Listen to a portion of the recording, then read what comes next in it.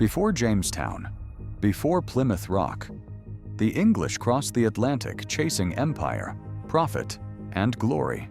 But what they found was wilderness, resistance, and failure. This is the story of England's forgotten first footsteps in the New World and the brutal cost of their colonial dream. In the late 16th century, England was not yet an empire. It was a kingdom still emerging from the shadows of internal strife, watching Spain grow fat on gold and silver plundered from the Americas. As Elizabeth I ascended the throne in 1558, her realm was surrounded by enemies, Catholic powers to the south, rival merchants in the north, and threats of rebellion at home. But England had something few noticed: restless ambition and a growing class of seafarers ready to test the edge of the known world. This was the age of maps and monarchs, when lines on parchment could shift the fate of nations. Spain and Portugal had carved the world between them with the Treaty of Tordesillas in 1494, a papal decree that drew a line across the globe. Everything west belonged to Spain, everything east to Portugal. England had not been invited to the table, but Elizabeth's court didn't recognize the Pope's authority and saw no reason to honor a treaty they never signed. The promise of the New World offered more than land. It offered revenge. England had watched Spain grow rich and arrogant, boasting of its Catholic mission while enslaving native peoples and draining the mines of Peru and Mexico. Elizabeth's advisors, especially Richard Hakluyt and Humphrey Gilbert, argued that England had a moral duty and a financial opportunity to establish Protestant settlements in the Americas. Colonization, they insisted, would challenge Spain's monopoly and spread England's influence across the globe. But England was not yet a colonizing power. It lacked the bottomless coffers of Spain, the military reach of France, or the navigational mastery of Portugal. What it had instead was cunning. English merchants and nobles began investing in privateering, a government-approved form of piracy. Men like Francis Drake, John Hawkins, and Martin Frobisher sailed west not as settlers, but as raiders. They plundered Spanish ships, attacked coastal settlements, and brought back treasure that thrilled the English crown and infuriated Madrid. By the 1570s, England's ambitions grew bolder. Sir Humphrey Gilbert, a fierce advocate for English colonization, was granted a patent by Queen Elizabeth to explore and claim lands in the New World. When Gilbert drowned at sea in 1583, his half-brother, the dashing and charismatic Sir Walter Raleigh, inherited both the vision and the royal support to carry it forward. Raleigh dreamed of a Protestant empire in the West. In 1584, he received a patent from the Queen to discover, search, find out, and view remote, heathen, and barbarous lands not already claimed by Christian princes. The goal was as much about propaganda as it was about geography. Naming the new land Virginia in honor of the Virgin Queen, Raleigh framed colonization as a holy mission, an act of divine destiny that would bring civilization to savagery and elevate England on the world stage. But dreams on parchment needed boots on the shore. The English crown was reluctant to fund full-scale colonization. The task of building a new world would fall to private investors, adventurers, and ex-soldiers. It was a risky venture, and no one really knew what lay on the other side of the Atlantic. Still, the idea took hold in the English imagination. Poems were written, pamphlets distributed, and propaganda painted the New World as a garden waiting to be claimed. Behind the romance, however, were cold calculations. Colonies meant new markets for English goods. They meant a foothold for attacking Spanish shipping lanes. They meant access to timber, furs, dyes, and, perhaps someday, gold and silver. For Elizabethan England, colonization was never just about settlement. It was about power. By the early 1580s, exploratory missions were already sailing west under Raleigh's banner. Ships scouted the coasts of present-day North Carolina, establishing contact with local tribes and studying the terrain. Reports returned to London describing fertile land, mild climates, and native peoples who might become allies or subjects. It was enough to convince Raleigh to make his move. In 1585, the first English colonists set sail for Roanoke Island, marking the beginning of England's attempt to establish a permanent presence in the Americas. It was a gamble made from ambition, rivalry, and desperation, but one that would shape the destiny of two continents. What began as a dream in Elizabeth's court was now a reality on distant shores.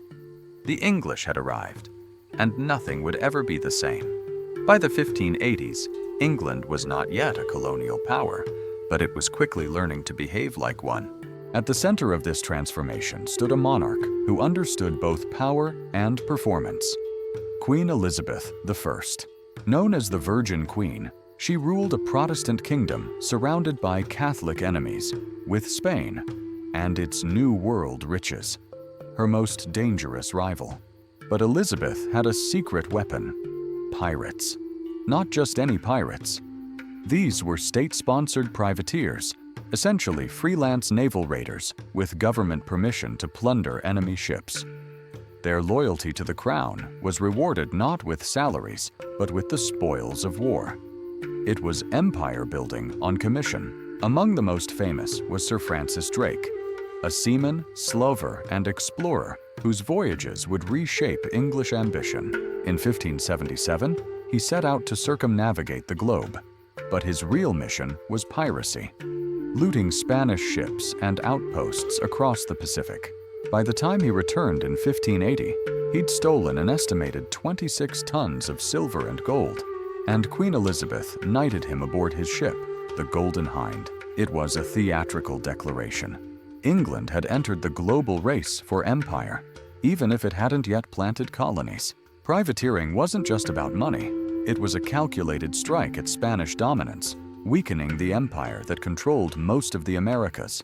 Every Spanish galleon Drake sank was a blow to Catholic power and a symbol of Protestant defiance. The Caribbean, Gulf of Mexico, and even the Pacific coast of South America became shadowy battlegrounds where empires clashed through proxies and pirates. England's privateering campaigns also fed the idea that overseas expansion was profitable, that a poor island nation could enrich itself by seizing slices of the New World. Backed by investors, privateers were essentially the prototype of the joint stock company model that would later fund actual colonies. Wealth extraction had begun, even if land settlement had not. But Queen Elizabeth was careful. She denied official involvement, maintaining a diplomatic facade while her sea dogs plundered with impunity. Spain, outraged by the losses, protested. Tensions boiled until they erupted into open war, culminating in the failed Spanish Armada of 1588. That defeat not only preserved England's independence, but also opened the Atlantic to more aggressive English ventures. Yet there was another dimension to this era of piracy: the normalization of the slave trade. Many of these privateers were also slavers. Drake himself had helped lead early English slave voyages to West Africa, exchanging human beings for gold, ivory, and sugar in the Americas. Colonization, piracy, and slavery were intertwined from the very beginning. As the 1580s came to a close, England stood at a crossroads. It had no permanent colonies, no plantations, no New World cities bearing English names. But it had something just as powerful: a new identity. It was no longer a European backwater. It was a seafaring power with imperial dreams, backed by monarchs willing to play dirty and merchants hungry for profit. The Caribbean was no longer a Spanish lake. It was now a stage, and Queen Elizabeth's pirates were stealing the show. In the coming decades, these lessons would take physical form: joint stock companies, charter colonies, military fortresses, settler plantations. But in the 1580s, it all began with violence cloaked in legitimacy and gold soaked in salt water. Elizabeth's England didn't arrive in the New World with flags and farming tools. It arrived with cannons and a license to loot. The year was 1587. On the island of Roanoke, off the coast of present-day North Carolina, over 100 English settlers stepped ashore. Men, women, and children, with the dream of carving out a permanent home in the New World. They were not soldiers or sailors. They were farmers, artisans, and families. They brought not only tools and seeds, but hopes, prayers, and the determination to build something lasting. At the head of the expedition was John White, an artist and cartographer turned colonial governor. He had accompanied earlier expeditions to Roanoke and knew the land's promise and peril. But this time was different. This wasn't a scouting mission or military outpost. This was meant to be England's first permanent settlement in North America, but it would become something else entirely. One of the greatest mysteries in American history. From the start, the colony faced hardship. Their intended destination had been Chesapeake Bay, but conflicts and delays forced them to settle on Roanoke instead, a site with a troubled past. Previous expeditions had soured relations with the native Secotan people, and the region was prone to food shortages, disease, and sweltering humidity. Yet they built their homes, dug wells, and planted crops. Soon, the situation deteriorated. Native alliances shifted. Food became scarce. The settlers pleaded with John White to return to England for supplies and reinforcements. It was a difficult decision, especially because White's own granddaughter, Virginia Dare, had just been born, becoming the first English child born in the Americas. But he agreed. He would sail back to England and return as soon as possible. White left Roanoke in late 1587. He expected to return within a few months. But then war broke out. The Spanish Armada threatened England's very shores in 1588, and the Crown commandeered every available ship. White was trapped in England, not for months, but for 3 full years. When he finally returned in 1590, he found nothing. The colony was gone, silent, empty. No bodies, no signs of violence, just abandoned homes, overgrown fields, and a single word carved into a wooden post: Croatoan. It was the name of a nearby island, home to a friendly indigenous tribe. Some believed the settlers had fled there, but storms and dwindling resources forced White and his crew to abandon the search. He never saw his daughter, his granddaughter, or any of the colonists again. Theories have swirled for centuries. Some believe the colonists integrated with local tribes. Others suspect they were killed by hostile natives or perished from disease and starvation. A few fringe ideas suggest Spanish attacks, internal betrayal, or even supernatural causes. What is certain is this: the Roanoke colony vanished without a trace. No definitive archaeological evidence has ever explained what happened. No records, no graves, no artifacts, just the enduring silence of the forest and the haunting word Croatoan. And yet, the mystery of Roanoke had ripple effects far beyond its island. For England, it was a sobering failure, a warning that colonization was not merely planting a flag, but surviving an alien world. For future settlers, it became a ghost story and a lesson. Without preparation, without diplomacy, without supply, the New World would not forgive. The fate of Roanoke hung like a shadow over England's future colonization efforts. It would take another 2 decades before another permanent English colony, Jamestown, would rise. But the seeds of ambition had already been sown. The dream of empire did not die with Roanoke. Instead, it shifted. Hardened, focused, Roanoke may have vanished, but it left behind a legend. And legends, as history shows, can shape nations. By 1607, the English were no longer dabbling in colonization. They were committed. The Virginia Company, a joint stock enterprise backed by merchants and aristocrats, had one goal: profit. Unlike the Spanish colonies, founded in the name of God and the Crown, Jamestown was a venture in commerce. It would be the first permanent English settlement in North America. But survival, not profit, became its immediate obsession. The ships Susan Constant, Godspeed, and Discovery carried 104 men and boys who arrived at a swampy peninsula along the James River. What they found was less than ideal: brackish water, disease-carrying mosquitoes, and hostile relations with the local Powhatan Confederacy. Yet, despite the warning signs, the settlers planted their flag and built their fort. An act of possession as much as protection. What followed was a disaster of planning and naivety. Many of the men were ill-equipped for hard labor. Gentlemen with no farming experience found themselves waist-deep in marsh mud. The early focus was on gold, not agriculture. Instead of planting corn, they panned for glitter. But there was no El Dorado in Virginia. Within a year, 2/3 of the settlers had died from disease, malnutrition, and attacks. The winter of 1609 to 1610 became infamous as the Starving Time. With supply ships delayed and relations with the Powhatan deteriorating into open hostility, Jamestown became a prison of hunger. Archaeological evidence confirms what was long whispered in journals. Some colonists resorted to cannibalism to survive. And yet, Jamestown did survive. Captain John Smith, a veteran soldier and explorer, briefly brought order. His philosophy was harsh but practical. "He that will not work shall not eat." He mapped the Chesapeake, organized trade with native groups, and imposed military discipline. His leadership likely prevented total collapse, but an injury forced him back to England in 1609.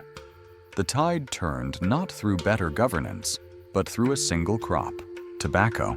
John Rolfe, arriving in 1610, experimented with West Indian strains of tobacco that proved more palatable to European tastes. By 1612, he had grown Virginia's first profitable export. Tobacco became the colony's lifeline, the brown gold that would reshape its economy and future. But tobacco's success came at a cost. It exhausted soil quickly and demanded vast tracts of land, accelerating English encroachment on native territories.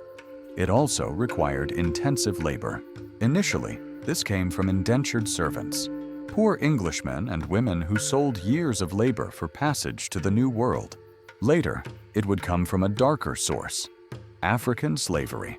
Jamestown also birthed systems that would define American governance and inequality.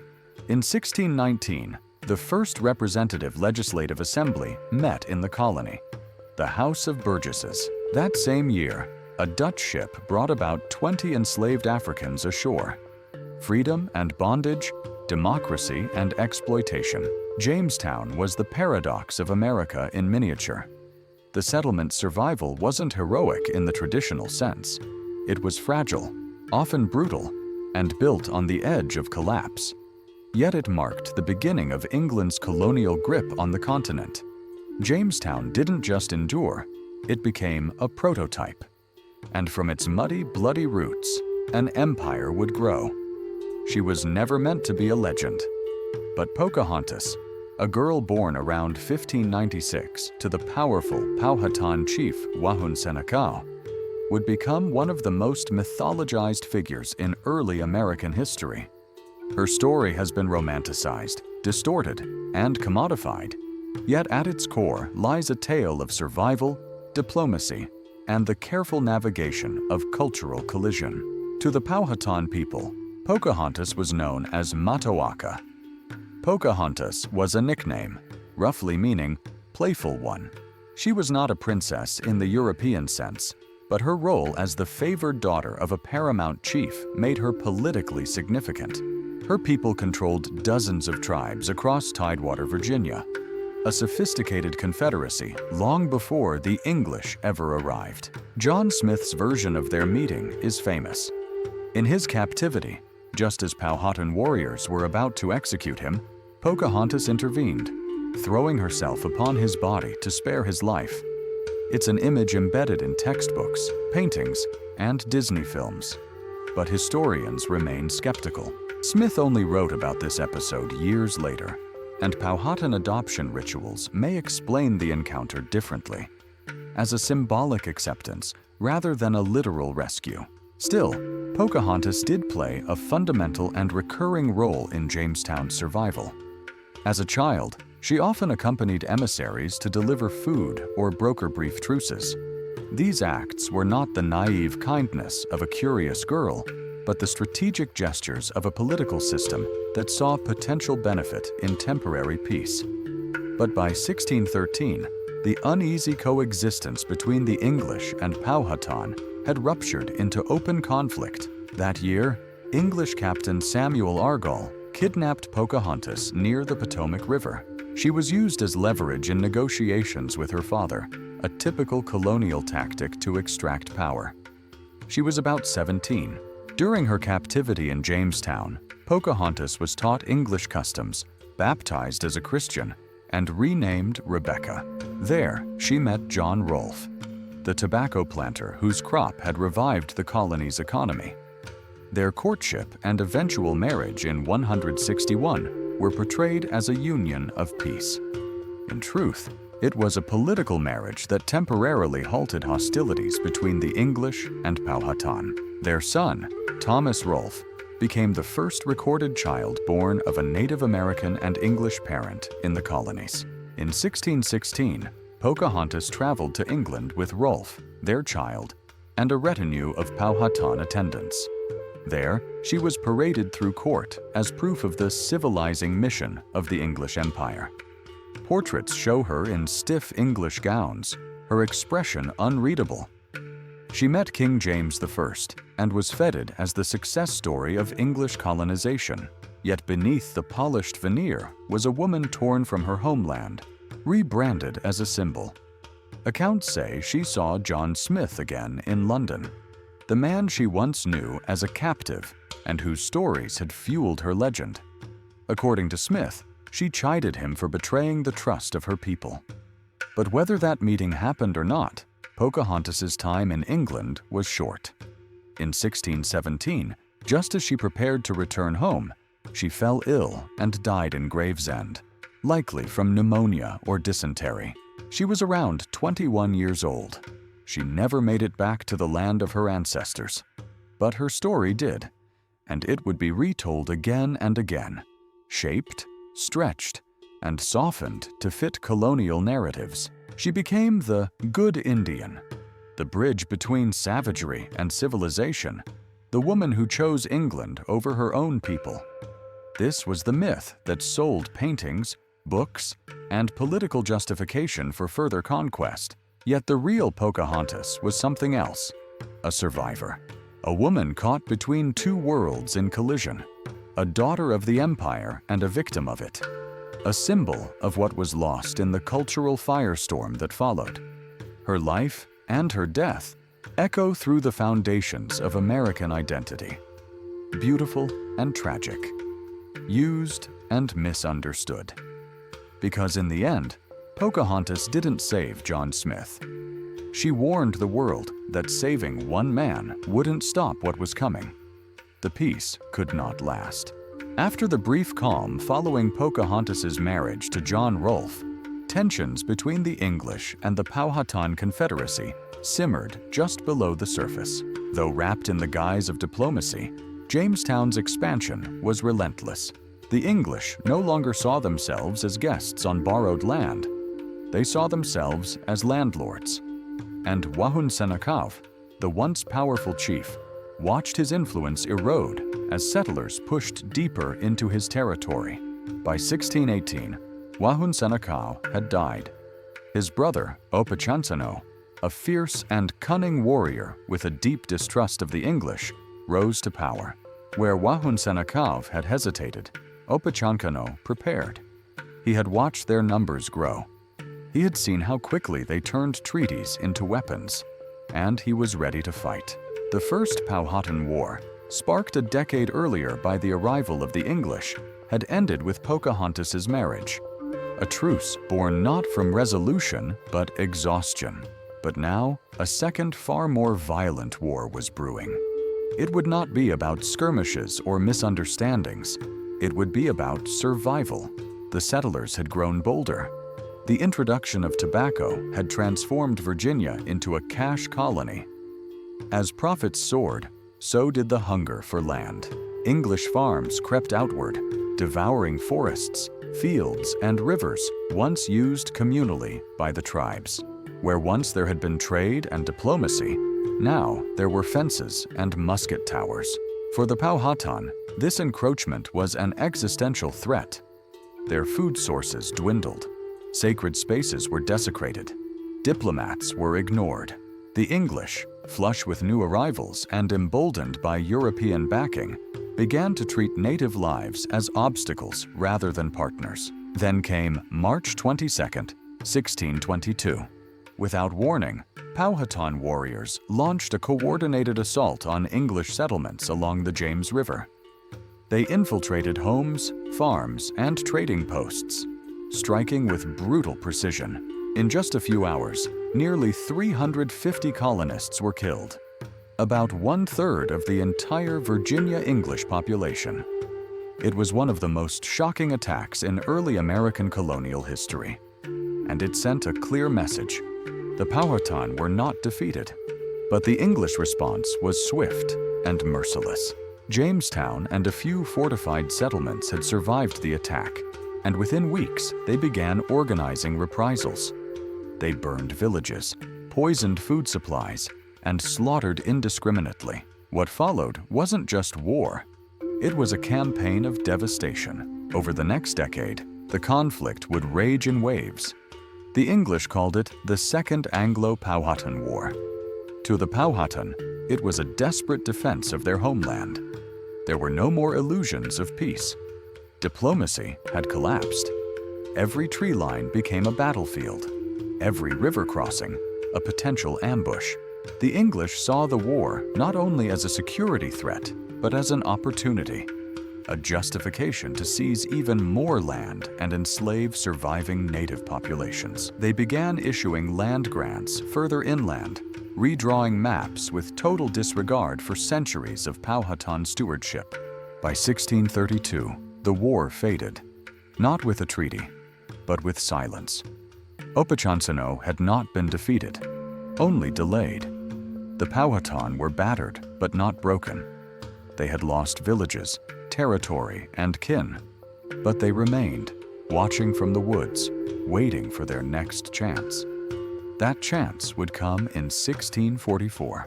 Opochancannough, now in his 90s and nearly blind, launched one final surprise assault.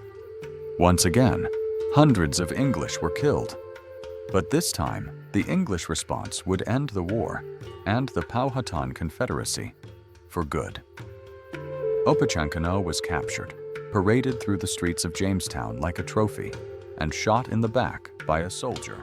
An execution without trial. It was a dishonorable end for a man who had spent a lifetime resisting colonization. With his death, the Powhatan Confederacy splintered. The English declared victory, and a new phase of colonization began, one that no longer needed pretense or permission. The Powhatan Wars were not just bloody chapters in the early history of America.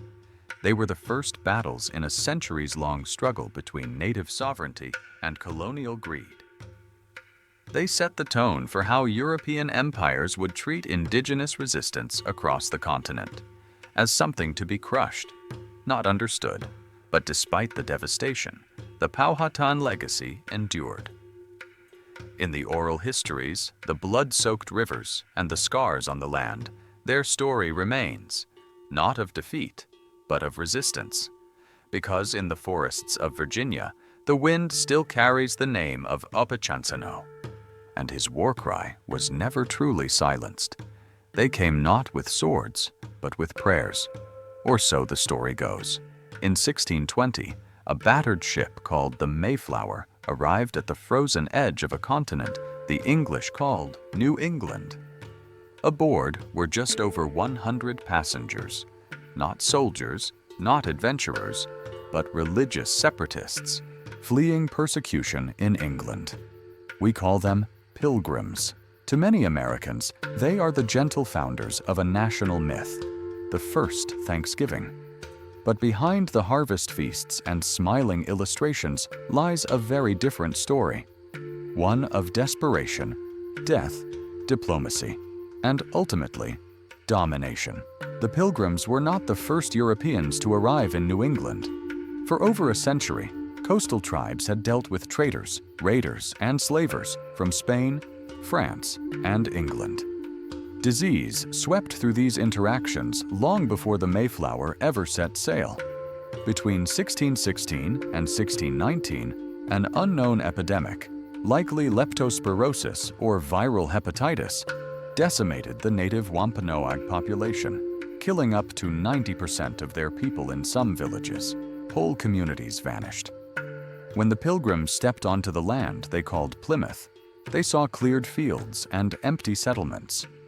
To them, it was divine providence, evidence that God had prepared the land for them. In truth, they were building on the bones of a shattered nation. Their first winter was brutal. Nearly half of the colonists died from cold, starvation, and disease. They were ill-prepared, unaccustomed to the climate, and unfamiliar with the terrain. They would not have survived had they not been helped, not by divine intervention, but by Wampanoag diplomacy. In March 1621, a native man named Samoset walked into the English settlement and spoke to them in English. He had learned the language from previous explorers. A few days later, he returned with Tisquantum, better known as Squanto, a Patuxet man who had been kidnapped by English explorers in Spain, enslaved, and eventually returned home, only to find his people gone. Squanto became their translator and guide. He taught them how to plant corn, how to fish local rivers, and how to survive. He helped broker an alliance between the Pilgrims and Massasoit, the sachem of the Wampanoag Confederacy. For Massasoit, it was a strategic move. His people had been weakened by disease and war with rival tribes. The English could serve as potential allies, or at least a buffer. That autumn, the Pilgrims held a 3-day feast to celebrate their first successful harvest. Wampanoag guests attended. Food was shared. Games were played. It was not called Thanksgiving. It was not repeated the following year. And it was never meant to be a national origin story. The myth of Thanksgiving would come much later, shaped by centuries of retelling, romanticizing, and sanitizing. What began as a one-time diplomatic gesture was transformed into a story of peaceful coexistence, unity, and grateful pilgrims welcomed by kind-hearted natives. But the decades that followed told a different truth. The peace between the English and the Wampanoag was fragile. As more settlers arrived, English demands grew. They fenced off land, disrupted traditional hunting routes, and imposed their laws. The Wampanoag found themselves increasingly marginalized in their own territory. Massasoit's death in 1661 marked a turning point. His son, Metacom, also known as King Philip, watched English expansion swallow Wampanoag land. He warned them. He negotiated. But by 1675, diplomacy had collapsed. That year, war erupted. One of the deadliest in American history, per capita. King Philip's War pitted native coalitions against English settlers across New England. Homes were burned, villages wiped out. Thousands died on both sides. The Wampanoag Confederacy was shattered. Metacom was hunted down and killed. His head was displayed on a pike in Plymouth for over 20 years. His wife and children were sold into slavery. So what happened to the Thanksgiving story? It was reinvented. In 1863, during the height of the Civil War, President Abraham Lincoln declared Thanksgiving a national holiday. He hoped a day of unity and gratitude would help heal a divided nation. But the version of the holiday he endorsed was rooted in myth. The peaceful feast, the smiling pilgrims, the helpful Indians. The true history of epidemics, land theft, cultural erasure, and war was left out. Today, many Native people mark Thanksgiving not with celebration, but with mourning. Each year, at Coles Hill in Plymouth, members of the United American Indians of New England gather for a national day of mourning, to remember what was lost and to protest a story that continues to erase the trauma of colonization. The first Thanksgiving wasn't the beginning of a friendship. It was the brief pause before the storm. While the English staked their fragile foothold in Jamestown and Plymouth, other European powers were carving their own empires into the edges of the New World. The contest for North America was never a one-nation story.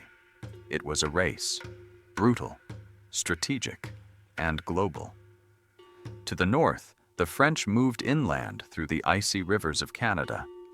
To the south and west, Spain tightened its grip across Florida and Mexico. But between these giants, another contender emerged: the Dutch Republic. Wealthy, ruthless, and ready to trade, or fight, for its piece of the new continent. This was the Northeast in the early 1600s.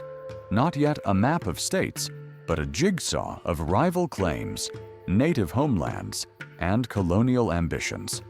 And in the heart of it all, the land the Algonquin-speaking peoples called Mannahatta. Let's begin with the French. In 1608, Samuel de Champlain founded Quebec, a cold stone outpost perched on the cliffs above the St. Lawrence River. For the French, this wasn't just a colony, it was a trade hub. Beavers, specifically beaver pelts, were the currency of the future. European demand for felt hats was exploding, and North America's vast forests were a goldmine of fur.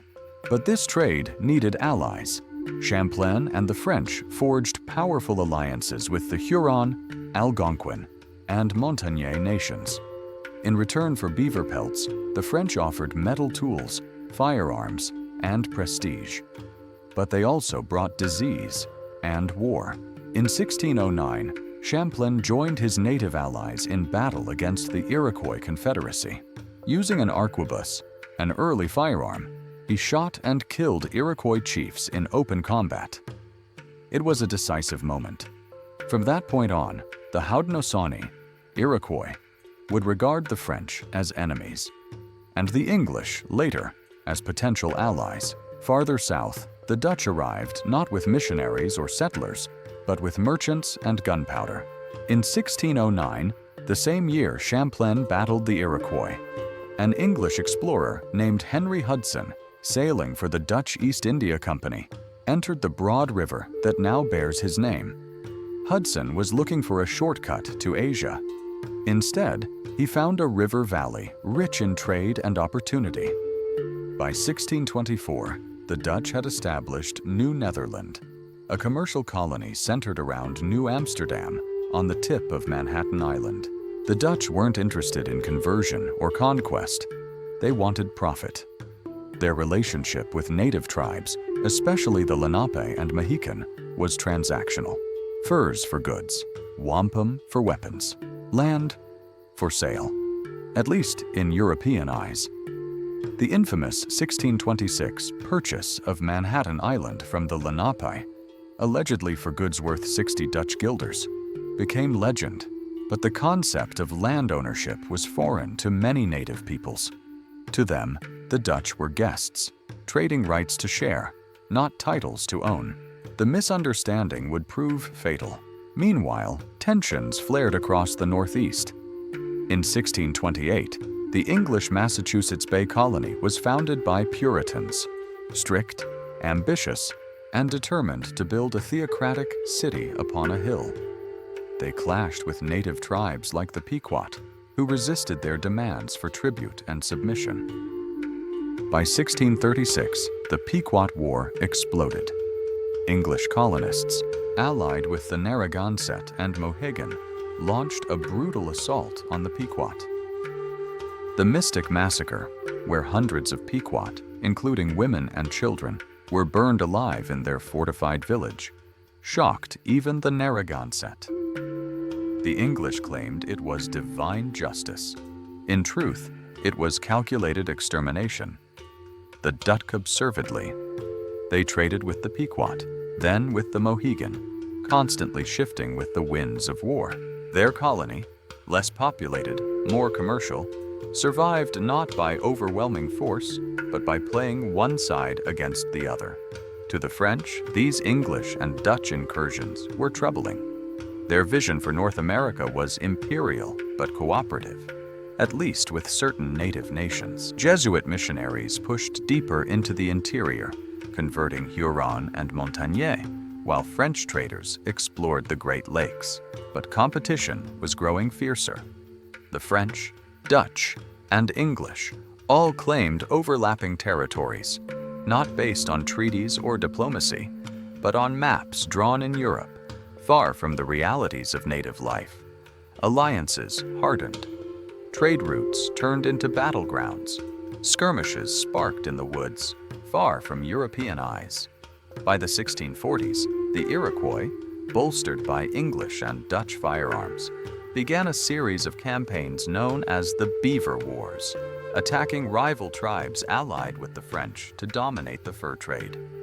The violence reshaped the indigenous landscape. Entire nations were displaced. Others disappeared altogether. This was no longer just exploration. This was colonial competition, a geopolitical game that would leave centuries of scars. By mid-century, the Dutch held a narrow strip of land between the English colonies of New England and Virginia. New Netherland thrived as a trade hub, multicultural and volatile, with settlers from across Europe. But it was vulnerable, militarily weak, and surrounded by rivals. The French held Canada, but struggled to expand southward against English numbers and Iroquois resistance. And the English? They were multiplying, organizing, and beginning to envision the continent not as a trading post, but as a future homeland. The race for the Northeast was no longer just a sprint. It had become a marathon of empire, one that was only beginning. By the mid-1600s, North America was no longer a blank slate to be explored. It had become a pressure cooker of clashing empires, native nations, religious fervor, and ruthless commerce. The Northeast, in particular, was boiling. At the center of the conflict, fur, faith, and land. The fur trade was the lifeblood of the French economy in Canada. Beaver pelts, soft, waterproof, perfect for hats, were more than fashion. They were a currency, a driver of alliances, a cause of war.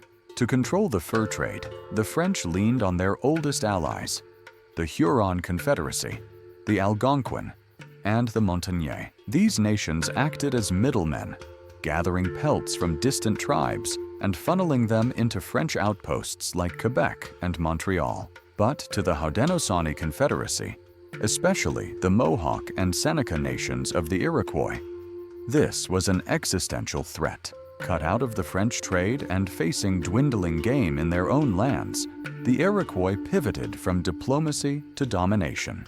Armed with Dutch and later English firearms, the Iroquois launched the Beaver Wars, decades of devastating campaigns to control the fur supply lines across the Great Lakes and Ohio Valley. In 1649, the Iroquois struck a fatal blow. They invaded Huron territory, torching villages, slaughtering warriors, and scattering survivors. French Jesuit missionaries, once seen as protectors, were among the dead. The Huron Confederacy collapsed, leaving a power vacuum and French influence in tatters across the interior. But this was just one theater in a continent-wide struggle. To the south, the English colonies were growing, and growing hostile. The Puritans in Massachusetts Bay, the settlers in Connecticut, and the English traders in the Hudson River Valley all viewed the French and their Catholicism with suspicion. Religion wasn't just a belief system. It was a flag, a border, a sword.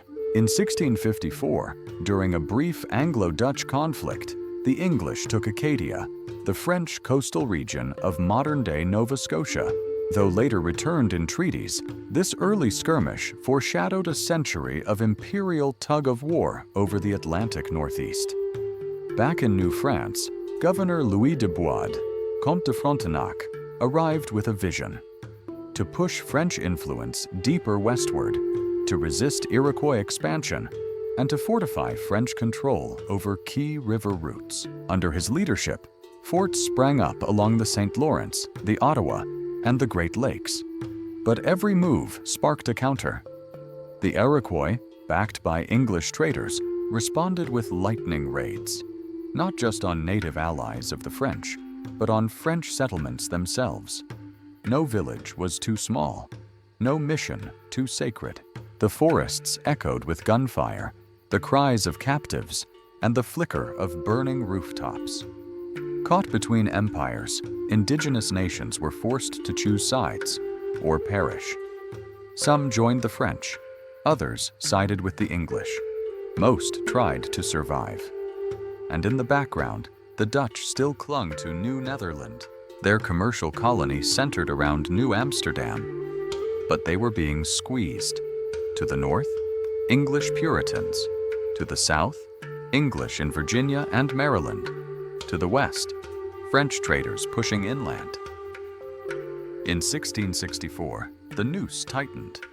An English fleet, under the command of the Duke of York, sailed into the harbor and demanded surrender. The Dutch, outnumbered and unprepared, capitulated without a shot. New Netherland was renamed New York, and a new era of English dominance in the Northeast began. But the wars weren't over. They were solving. As French missionaries continued converting native nations to Catholicism, English preachers railed against popish idolatry. As fur traders expanded west, their paths crossed, clashed, and collided. Treaties were made, then broken. Forts were built, then burned. And native nations? They were pawns and players, resisting, rebelling, adapting, and dying. The King William's War, 1689 to 1697, the first of 4 major French and Indian wars, would soon erupt, igniting full-scale conflict between France and England on American soil. Raids turned into sieges. Frontier settlements became grave sites, and children born in these colonies grew up knowing not peace, but permanent war. In the race for empire, territory was never just land. It was identity, faith, survival. Each acre claimed by a European power came at a cost. To those who lived there first, to those who were ragged there in chains, and to those who fought under flags they barely understood. By the dawn of the 18th century, the Northeast had become a patchwork of rival claims and wounded nations. The fur trade was still king. But now, warfare, religion, and imperial ambition were the new currency of power. The blood spilled in the forests, the rivers, and the winter snow was just the beginning. By the year 1700, the northeastern corner of North America was no longer a distant frontier. It was the testing ground of empire. What began as scattered settlements and religious experiments had become the most politically charged, economically strategic, and militarily contested region in the New World. French, English, Dutch, and native powers had bled, bargained, and battled for control, not just of land, but of the future. The legacy they left behind was as fractured as it was foundational. Start with the French. Their empire, though smaller in population than the English, stretched deep into the continent. From Quebec to Detroit, from Montreal to the Mississippi, they built an inland network of trade, diplomacy, and religious missions. They had learned to survive by aligning with native peoples, not replacing them. The Jesuit missions, for all their flaws, had forged relationships that would define the fur trade and frontier warfare for generations. But the French model had limits. It depended on fragile alliances and a thin settler presence. It prized control of rivers over farmland, of trade routes over population centers. And when war came, numbers mattered. The English, by contrast, had built something different, something enduring. From Plymouth Rock to Charlestown, English colonists had flooded the coasts. They cleared land, planted wheat, raised cattle, and, most critically, stayed. While French trappers moved through the forests, English families built homes, towns, and churches. Their colonies were not just economic outposts. They were the blueprints for new societies. Yet that society came at a cost. The English expansion was relentless. Treaties with native tribes were made and broken. Land was purchased, then seized. Entire nations, like the Pequot, had been wiped out. Others, like the Wampanoag, the Narragansett, and the Mohican, had been pushed to the margins. Their numbers decimated, their power diminished. Still, some indigenous peoples survived by adapting. They moved. They traded. They played the French and English off each other. The Iroquois Confederacy, in particular, had emerged as a third empire in the region. Not European, not colonized, but strategic. They negotiated treaties, launched wars, and preserved autonomy longer than most. But even they could not halt the rising tide forever. Then there were the Africans, men, women, and children, brought in chains to the Caribbean, the Chesapeake, and the northern ports. Slavery had taken root, even in places like New York, Boston, and Providence. The ships that carried furs and timber out of the Northeast returned with human cargo, feeding the triangle of death that connected Europe, Africa, and the Americas. In this landscape, race and religion became dividing lines. Laws emerged to separate white from black, Christian from heathen, civilized from savage. These ideas, born in the early crucible of colonization, would harden into systems that outlasted the empires themselves. But the legacy of the Northeast was not just war and conquest. It was also an ideology.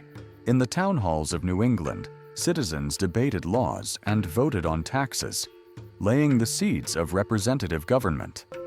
In the religious sermons of Puritan ministers, ideas about liberty, destiny, and divine purpose flourished. And in the growing clash between imperial orders and local independence, the DNA of revolution was already forming. Meanwhile, native oral histories kept alive memories of first contact, of peace and betrayal, of alliances made and broken. Stories passed down among the Abenaki, Lenape, and Mi'kmaq reminded future generations of who they were before foreign names carved up the land. By 1700, the Northeast was no longer just a patch of colonies. It was the prototype of an empire, a place where religion justified conquest, where trade routes became lifelines of power, where racial hierarchies were built into law, where resistance, though often crushed, never disappeared. The battles of the 1600s were only the beginning. The wars of the 18th century, Queen Anne's, King George's, and ultimately the French and Indian War, would explode out of the tensions forged here. And from the ashes of those wars would rise something even more radical. A new identity, a new idea, a new nation born not just from revolution, but from this crucible of colonialism. The Northeast was the first proving ground, not of freedom, not yet, but what would it cost to get there?